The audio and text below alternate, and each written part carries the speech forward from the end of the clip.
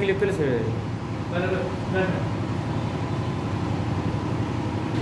আসসালামু আলাইকুম। আজকের অনলাইন ক্লাসে সকলকে স্বাগতম জানাচ্ছি, সেই সাথে শুভেচ্ছা এবং ভালোবাসা। আশা করি সকলে ভালো আছেন। চতুর্থ শ্রেণীর শিক্ষার্থী বন্ধুরা, তোমরা নিশ্চয়ই ভালো আছো। একটি কথা বারবার বলতে হয়, না বললেই নয়। বর্তমান যে পরিস্থিতি চলছে, তোমরা জানো করোনা ভাইরাসের সংক্রমণ আবারও বেড়ে গেছে, মৃত্যুর হার বেড়ে গেছে। সে কারণে আমাদেরকে সুস্থ থাকতে হলে, ভালো থাকতে হলে অবশ্যই স্বাস্থ্যবিধি মেনে চলতে হবে। বাইরে গেলে তোমরা অবশ্যই স্বাস্থ্যবিধি মেনে চলবে, মাস্ক ব্যবহার করবে, সামাজিক দূরত্ব বজায় রেখে চলবে। বাসায় ফেরার পরে অবশ্যই হ্যান্ড স্যানিটাইজার ব্যবহার করবে বা সাবান দিয়ে ঘন ঘন হাত ধোয়ার অভ্যাস বজায় রাখবে। প্রিয় শিক্ষার্থী বন্ধুরা, গত ক্লাসে তোমাদের সাথে আলোচনা হয়েছিল বাংলার খোকা শিরোনাম নিয়ে বঙ্গবন্ধু শেখ মুজিবুর রহমান সম্পর্কে। আজকেও বঙ্গবন্ধু শেখ মুজিবুর রহমান এর নেতৃত্ব নিয়ে লেখা একটি কবিতা, যে কবিতাটি তোমাদের পাঠ্য তালিকাভুক্ত রয়েছে, সেই কবিতাটি নিয়ে আলোচনা করব। তোমাদের সামনে বই থাকলে বই খুলে বসো, তাহলে এই পাঠ গ্রহণ তোমাদের কাছে অত্যন্ত সহজ হবে। তো প্রিয় শিক্ষার্থী বন্ধুরা, তোমরা কি অনুমান করতে পারছো বা বুঝতে পারছো আমি আসলে কোন কবিতাটি নিয়ে তোমাদের সাথে কথা বলবো? হ্যাঁ, আজকের কবিতাটির নাম হচ্ছে মুক্তির ছড়া। আমাদের আজকের আলোচ্য বিষয় মুক্তির ছড়া। তোমরা লক্ষ্য করো, আমাদের পাঠ শিরোনাম মুক্তির ছড়া।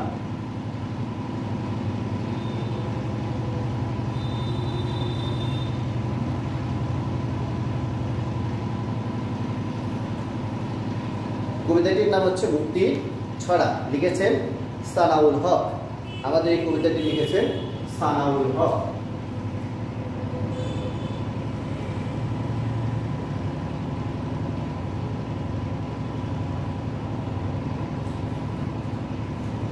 তো প্রিয় শিক্ষার্থী বন্ধুরা, আমরা কবিতার নাম এবং কবির নাম জানলাম।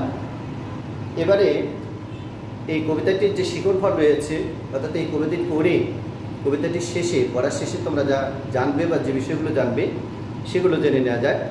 যেমন শিকড় ফল রয়েছে, কবিতাটির মূল ভাব জানবে। এই কবিতাটি পাঠ শেষে তোমরা মূল ভাব সম্পর্কে জানতে পারবে।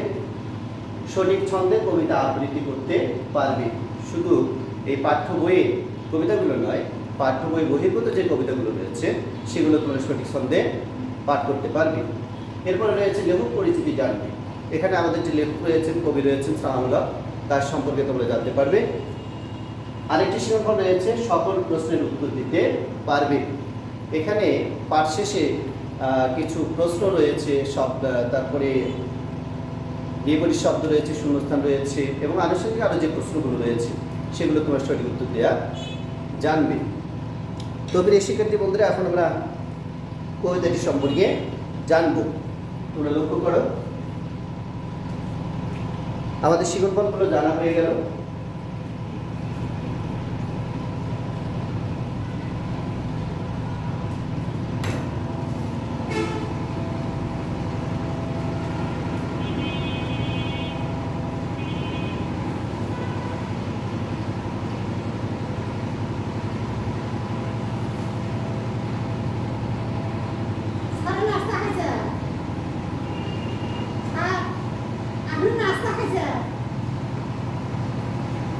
প্রিয় শিক্ষার্থী বন্ধুরা, তোমরা লক্ষ্য করো, এখানে বোর্ডে দেখা যাচ্ছে ছড়াটি আমি বোর্ডে টাঙিয়ে দিয়েছি। তোমরা লক্ষ্য করো, আমাদের ছড়ার নাম হচ্ছে মুক্তির ছড়া, আর লিখেছেন সানাউল হক।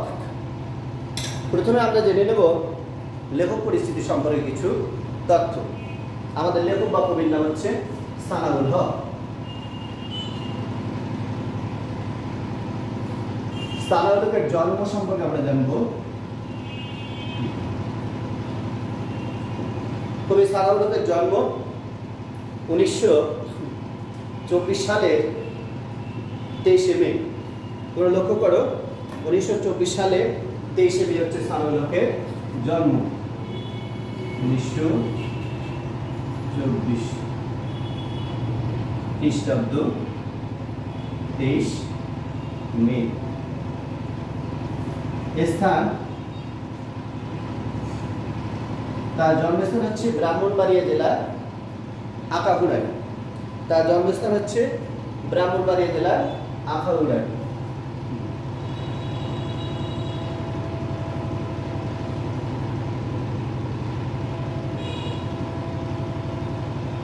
ব্রাহ্মণবাড়িয়া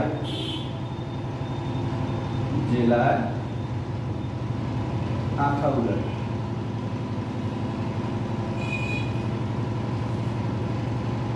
পেশা, কবির পেশা কি ছিল? তিনি প্রথম দিকে বিশ্ববিদ্যালয়ে অধ্যাপনার মাধ্যমে তার কর্মজীবন শুরু করেন, অর্থাৎ বিশ্ববিদ্যালয়ে শিক্ষকতা করেন, এবং পরবর্তীতে অন্য একটি সরকারি চাকরির মাধ্যমে তার কর্মজীবন চালান।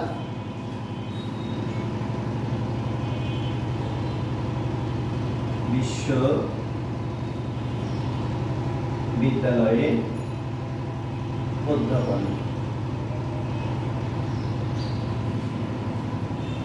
এবং সরকারি চাকরি।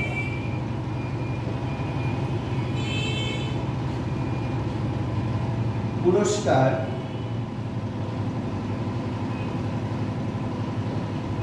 পুরস্কার বানানে দ্বন্দ্ব। পুরস্কার, তিনি কি কি পুরস্কার পেয়েছেন? তিনি বাংলা একাডেমি পুরস্কার পেয়েছেন, 21শে পদক পেয়েছেন। এছাড়াও তিনি আর কি পুরস্কার পেয়েছেন? বাংলা একাডেমি পুরস্কার পেয়েছেন, 21শে পদক পেয়েছেন। এছাড়া তিনি ইউনেস্কো পুরস্কার পেয়েছেন।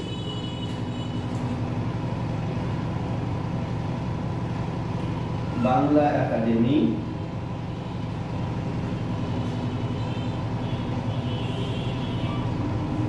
একুশে পদক,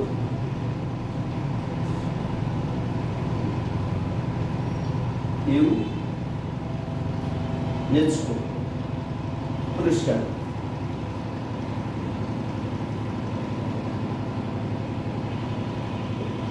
এই তিনটি পুরস্কার তিনি পেয়েছেন।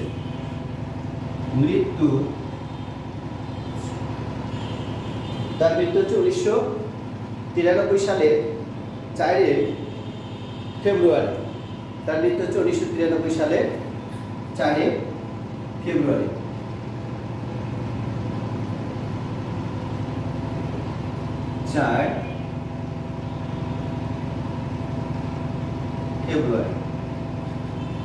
শিক্ষার্থী বন্ধুরা, আমি আবারও বলছি, লেখক পরিচিতির তথ্যগুলো তুলে দেখো। আমাদের লেখক সানাউল হক, তার জন্ম 1924 খ্রিস্টাব্দের 23শে মে। জন্মস্থান হচ্ছে ব্রাহ্মণবাড়িয়া জেলার আখাউড়ায়। তার পেশা, তিনি প্রথম দিকে বিশ্ববিদ্যালয়ে অধ্যাপনা করেন, অর্থাৎ বিশ্ববিদ্যালয়ে শিক্ষকতা করেন। পরবর্তীতে তিনি একটি সরকারি চাকরির মাধ্যমে তার জীবিকা নির্বাহ করেন। এরপরে তিনি যে পুরস্কারগুলো পেয়েছেন তার মধ্যে রয়েছে বাংলা একাডেমি পুরস্কার, 21শে পদক এবং ইউনেস্কো পুরস্কার। তার মৃত্যুসাল 1993 খ্রিস্টাব্দ 4 ফেব্রুয়ারি। তো প্রিয় শিক্ষার্থী বন্ধুরা, আমরা লেখক পরিচিতির তথ্যগুলো জানলাম। এখন আমি কবিতাটি পড়ে শোনাবো, তোমরা যাতে শুদ্ধ করে পড়তে পারো। এরপরে কবিতাটির প্রতিটি লাইনের ব্যাখ্যা আমি বলে দেব। তোমরা দেখো, আমাদের কবিতার নাম হচ্ছে মুক্তির ছড়া, লিখেছেন সানাউল হক। আমার বাংলা তোমার বাংলা, সোনার বাংলাদেশ, সবুজ সোনালি ফিরোজা রূপালী, রূপের নেই তো শেষ। আমি তো মরেছি যতবার যায় মরা, নবীন যাত্রী তোমাকে শোনাই ছড়া। এদেশ আমার, এদেশ তোমার, সবিশেষ মুজিবের, হয়তো অধিক মুক্তি পাগল সহস্র শহীদের। প্রিয় শিক্ষার্থী বন্ধুরা, এই ছিল কবিতাটি। এখন কবিতাটির লাইনগুলোর অর্থ আমি বলে দিচ্ছি, তোমরা ভালো করে শোনো। আমার বাংলা তোমার বাংলা, সোনার বাংলাদেশ। আমার বাংলা অর্থাৎ আমাদের চিরপরিচিত মাতৃভূমি, আমাদের প্রিয় জন্মভূমি বাংলাদেশ সম্পর্কে এখানে বলা হয়েছে। এদেশে আমাদের সকলের ধনী গরিব, হিন্দু মুসলমান, আপামর জনসাধারণ, শিক্ষিত অশিক্ষিত যারা আছে, সকলের আমাদের এই বাংলাদেশ, সোনার বাংলাদেশ। এবং এই দেশকে কৃষির সাথে তুলনা করা হয়েছে, সোনার সাথে তুলনা করা হয়েছে। আমাদের এই বাংলাদেশ সোনার বাংলাদেশ। সোনা যেমন মূল্যবান ধাতু, তদ্রূপ এই বাংলাদেশের বা আমাদের দেশের প্রতিটি বস্তুই, প্রতিটি জিনিসই অত্যন্ত মূল্যবান, যার দাম বা যার মূল্য সোনা থেকে কোনো অংশে কম নয়। সবুজ সোনালী ফিরোজা রূপালী, রূপের নেই তো শেষ। প্রিয় শিক্ষার্থী বন্ধুরা, এখানে কয়েকটি রঙের নাম আমরা পাচ্ছি, সবুজ, সোনালী, ফিরোজা, রূপালী, যে রঙগুলো দিয়ে আমাদের দেশের বিভিন্ন ঋতুর বা বিভিন্ন সময়ের রূপের বিষয়টি বা সৌন্দর্যের বিষয়টি তুলে ধরা হয়েছে। কখনো আমাদের দেশ সবুজে ঢেকে যায়, মাঠ যখন সবুজে ভরে যায়, মাঠে যখন ফসল সবুজ রং ধারণ করে, তখন মনে হয় সমস্ত দেশ যেন সবুজে ছেয়ে গেছে। আবার বলা হচ্ছে সোনালী, আমাদের এই দেশে উৎপন্ন হয় সোনালী আঁশ পাট। এছাড়া মাঠে মাঠে যখন পাকা ধান বাতাসে দোল খায়, তখন মনে হচ্ছে যে সারা মাঠে যেন সোনা বা মুক্তা ছড়ানো রয়েছে। অনুভাবে ফিরোজা রং ধারণ করে কোনো সময়ে। আবার রূপালী, আমাদের এই দেশে পাওয়া যায় রূপালী ইলিশ। তাছাড়া এদেশ বর্ষাকালে যখন পানিতে চারিদিক ডুবে যায়, মাঠঘাট পথ প্রান্তর পানিতে ছয়লাভ হয়ে যায়, একাকার হয়ে যায়, তখন রূপালী বর্ণ ধারণ করে। তো প্রিয় শিক্ষার্থী বন্ধুরা, তাহলে এখানে বোঝা যাচ্ছে সবুজ, সোনালী, ফিরোজা, রূপালী, রূপের নেই তো শেষ। অর্থাৎ আমাদের দেশের বিভিন্ন সময়ে যে বিভিন্ন রূপ, যে রূপের পসরা, সে বিষয়টি এখানে তুলে ধরা হয়েছে। এই সব মিলে আমাদের দেশ কি অপরূপ সাজে সজ্জিত হয়ে ওঠে। আমি তো মরেছি যতবার যায় মরা, নবীন যাত্রী তোমাকে শোনাই ছড়া। প্রিয় শিক্ষার্থী বন্ধুরা, এখানে আমি তো মরেছি, আমি বলতে বোঝানো হয়েছে আমাদের দেশ স্বাধীন হওয়ার পূর্বে তার যে অবস্থা ছিল, অর্থাৎ বিদেশিরা বা শাসক গোষ্ঠীরা আমাদেরকে নির্যাতন নিপীড়ন করেই যেত, যার কোনো শেষ ছিল না। আমরা বারবার মৃত্যুর দরজায় গিয়েও ফিরে এসেছি।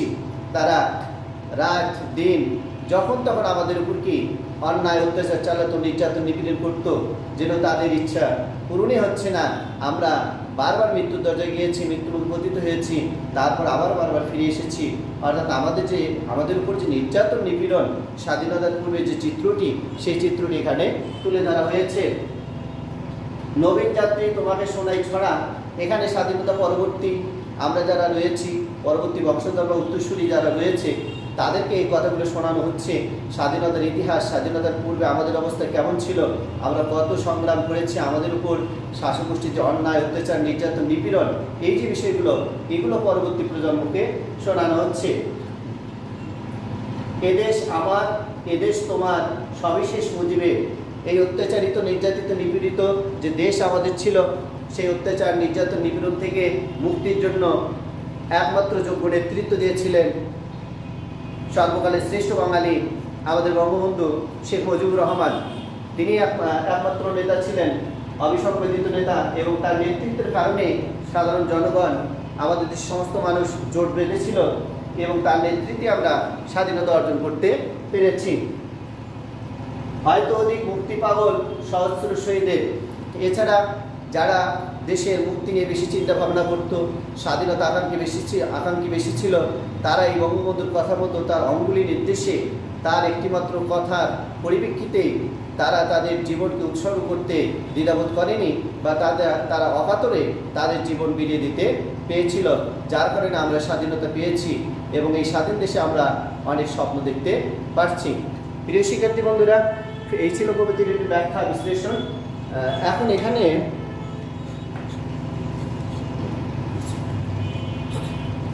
একটি কথা বলে রাখি, সেটি হচ্ছে যে ব্যাখ্যা বিশ্লেষণের আগেই যে বিষয়টি জানা দরকার সেটা হচ্ছে মূলভাব।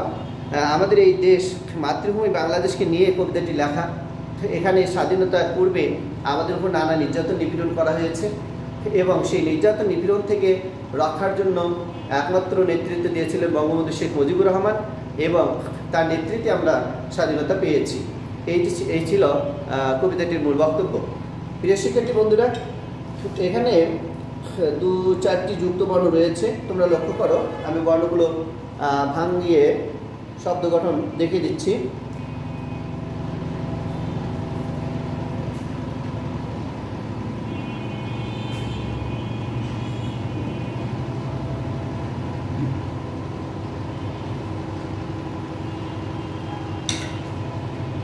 এখানে যুক্ত বর্ণ রয়েছে, যেমন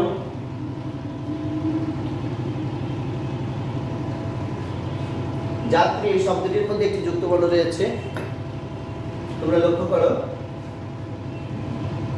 এটি একটি যুক্ত বর্ণ। এটিকে ভাঙালে আমরা পাবো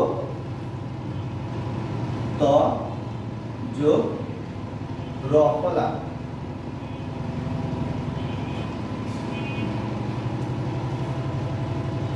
এরপরে রয়েছে সহস্র, এটি একটি যুক্ত বর্ণ। সহস্র শব্দটির মধ্যে রয়েছে, যেমন এই যে শব্দটি সহস্র শব্দ, এর মধ্যে এই যুক্ত বর্ণটি রয়েছে। এটি ভাঙালে আমরা পাবো দন্ত স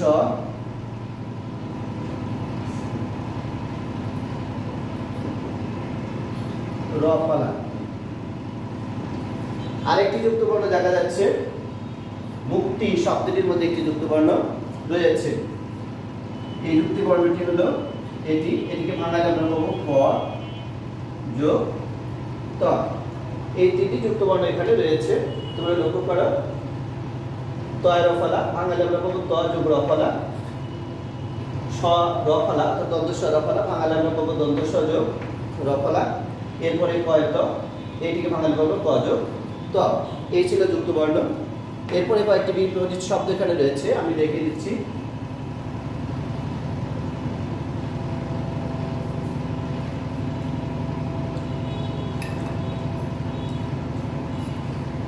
যেমন রয়েছে শেষ, এই বিপরীত শব্দ শুরু। শেষের বিপরীত শব্দ হচ্ছে শুরু। এরপরে রয়েছে মরা, নবীন, মরা। এর বিপরীতার্থক শব্দ হচ্ছে বাঁচা। নবীন শব্দটির বিপরীত শব্দ হচ্ছে প্রবীণ। আরেকটি বিপরীত শব্দ রয়েছে মুক্তি। এর বিপরীতার্থক শব্দ হচ্ছে বন্দী। প্রিয় শিক্ষার্থী বন্ধুরা, লক্ষ্য করো, চারটি বিপরীত শব্দ এখানে রয়েছে অনুশীলনের মধ্যে। শেষ, যার বিপরীতার্থক শব্দ হচ্ছে শুরু। এরপরে মরা, এর বিপরীতার্থক শব্দ হচ্ছে বাঁচা। নবীন, এর বিপরীতার্থক শব্দ হচ্ছে প্রবীণ। আর মুক্তি, এর বিপরীতার্থক শব্দ হচ্ছে বন্দী।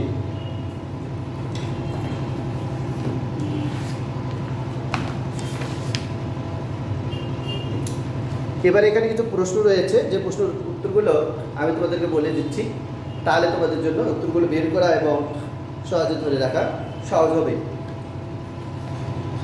যেমন এখানে যে প্রশ্নগুলো রয়েছে, ক নম্বরে রয়েছে আমাদের দেশকে সোনার বাংলাদেশ বলা হয় কেন? সোনা আমরা সবাই চিনি, একটি মূল্যবান ধাতু। এই মূল্যবান ধাতুর সাথে যাকে তুলনা করা যায় তাকে সোনার মতো বলা যায়। আমাদের এই দেশ বাংলাদেশ, এখানে মাঠে মাঠে সোনালি ধান ফলে, এখানে জন্মে সোনালি আঁশ পাট, এবং আমাদের এই দেশে যে রূপালী ইলিশ রয়েছে সেটি বিদেশে রপ্তানি করে আমরা প্রচুর বৈদেশিক মুদ্রা অর্জন করি। সোনালি ধান, সোনালি আঁশ পাট এবং রূপালী ইলিশ ইত্যাদি সম্পদগুলো আমাদের রয়েছে দেশে, এবং আরও যেগুলো ভরপুর রয়েছে সম্পদে, এই সম্পদগুলোর মূল্য সোনার থেকে কোনো অংশে কম নয়।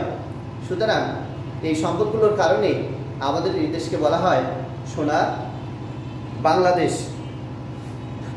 এরপরে রয়েছে এদেশের নানা রূপ কীভাবে দেখতে পাই? প্রিয় শিক্ষার্থী বন্ধুরা, কবিতাটির মধ্যে তোমরা একটি লাইন লক্ষ্য করো, সবুজ সোনালী ফিরোজা রূপালী রূপের নেই তো শেষ। তো প্রিয় শিক্ষার্থী বন্ধুরা, তোমরা এর আগে পড়েছো ষড়ঋতুর বাংলাদেশ। এই ষড়ঋতুর বাংলাদেশ থেকে এই উত্তরটি দেওয়া যেতে পারে। যেহেতু বলা হয়েছে নানা রূপ, তার মানে আমাদের দেশের বিভিন্ন সময় বিভিন্ন যে সৌন্দর্যের পশরা বা যে সৌন্দর্যের ডালি নিয়ে আসে সে বিষয়টি এখানে তুলে ধরা হয়েছে। আমাদের দেশ গ্রীষ্মকালে প্রচণ্ড তাপে চারিদিক মাঠঘাট ফেটে যায়, বর্ষাকালে সারাদিন অঝোর বৃষ্টিতে পড়ে এবং মাঠঘাট ডুবে যায়, শরৎকালে শিউলি ফুল ফোটে, এরপরে শীতকালে চারিদিক শুষ্ক হয়ে যায়, আবার বসন্তকালে ফুলে ফুলে গাছপালা ভরে যায়, কচি পাতায় ভরে যায়, হেমন্তকালে মাঠে মাঠে সোনা ধান ফলে, সোনালি ধান হাওয়ায় দোল খেতে থাকে, বাতাসে দোল খেতে থাকে। এই যে আমাদের দেশ বিভিন্ন সময়ে তার বিভিন্ন যে রূপের বর্ষা নিয়ে আসে বা রূপের ডালি নিয়ে আসে, তাতে করে আমাদের দেশ এক এক সময় এক এক ধরনের সৌন্দর্য নিয়ে হাজির হয়। তো যে কারণে আমাদের দেশ বিভিন্ন সময় বিভিন্ন রূপ ধারণ করে, আর এই বিভিন্ন সময়ের বিভিন্ন রূপগুলো আমরা এভাবেই দেখতে পাই। আমি তো মরেছি যতবার যায় মরা। প্রিয় শিক্ষার্থী বন্ধুরা, এর আগে বলে দিয়েছে আমি তো মরেছি। আমি বলতে এখানে আমাদের দেশ স্বাধীনের পূর্বে যে অবস্থা ছিল সেই বিষয়টিকে তুলে ধরা হয়েছে। আমাদের দেশ স্বাধীনের পূর্বে শাসক গোষ্ঠী, বিদেশি বেনিয়া, তারা আমাদের উপর যা ইচ্ছা তাই করতে যেত। তাদের ধারণা ছিল যে 25শে মার্চের পর, 25শে মার্চ যে কালো রাত্রি, আমাদের একটি স্মরণীয় রাত্রি, স্মরণীয় দিন যেটি বলি না কেন, এরপরে বাংলাদেশের মাটিতে যেন কোনো মানুষ না থাকে, এই ধরনের তাদের একটি কি পরিকল্পনা ছিল। তো বুঝতেই পারছ যে আমাদের দেশ স্বাধীনের পূর্বে আমাদের উপর কত অন্যায় অত্যাচার করা হয়েছে, আমরা মৃত্যুর দরজায় গিয়ে ফিরে এসেছি। সেই কথাটি এখানে বোঝানো হয়েছে যে আমি তো বলেছি বারবার বারবার আমাদের উপর বর্গীরা, শাসকগোষ্ঠী অন্যায় অত্যাচার নির্যাতন নিপীড়ন করেছে, তারপরও আমরা বেঁচে আছি। এরপরে আরেকটি প্রশ্ন রয়েছে, নবীন যাত্রী কারা? প্রিয় শিক্ষার্থী বন্ধুরা, নবীন শব্দের অর্থ হলো নতুন। এখানে যারা যুদ্ধ পরবর্তী আমরা রয়েছি, যারা আমরা যুদ্ধ দেখিনি বা যুদ্ধ করিনি, তাদের উদ্দেশ্যে কথাটি বলা হয়েছে। তারা যুদ্ধের কাহিনী জানে না, তারা যুদ্ধ দেখেনি, তাদেরকে যুদ্ধের ইতিহাস বা আগের যে ঘটনা, নির্যাতন নিপীড়নের যে ঘটনা, সেগুলো তাদেরকে বলার বিষয়টি এখানে তুলে ধরা হয়েছে। অর্থাৎ আমরা যুদ্ধ যারা দেখিনি বা সেই ইতিহাস যারা জানি না, তারাই এখানে নবীন যাত্রী।